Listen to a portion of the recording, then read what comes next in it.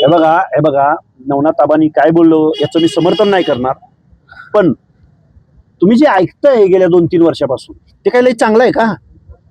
मनोज जरांगे काय हरिभक्त परायण काय अभंग समजावून सांगतायत का?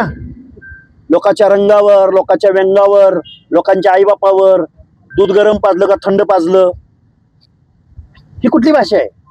सहन करा ना मग थोडीशी. मी नवनाथ आबांच्या वाक्याचं समर्थन अजिबात करणार नाही, पण मी काय म्हणतो, तुमचा बोलला की आपला तो बाब्या आणि दुसऱ्याचं कार्ट, सहन करावं थोडंसं तुम्ही. आम्ही नाही का सहन करत? काय बोलता तुम्ही भुजबळ साहेबांना? कुठल्या भाषेत बोलता? काय बोलला एका समूहाला?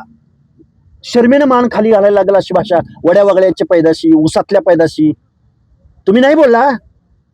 मग सहन करा ना थोडंसं. वास्तव बोलतोय मी, परखड बोलतोय, कारण सुरुवात तुम्ही केली. मग आता कशाला वाईट वाटतंय तुम्हाला?